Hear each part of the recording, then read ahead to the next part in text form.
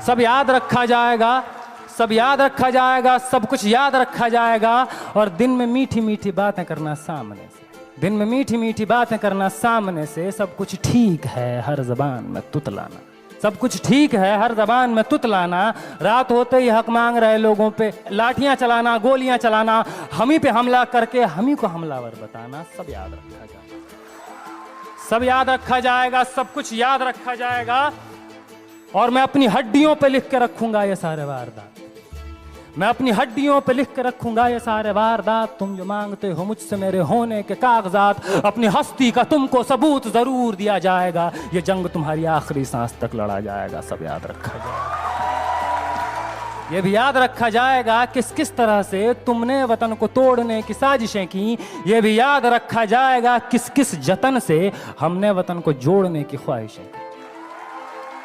ये भी याद रखा जाएगा, ये भी याद रखा जाएगा।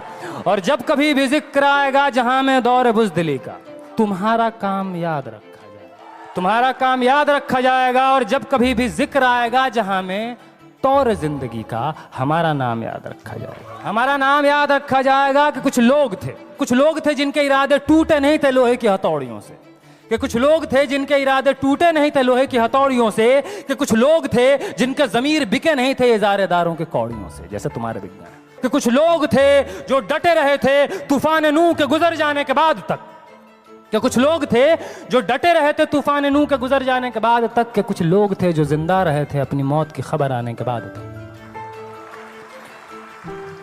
कि कुछ लोग थे जो जिंदा रहे थे अपनी मौत की खबर आने के बाद तक।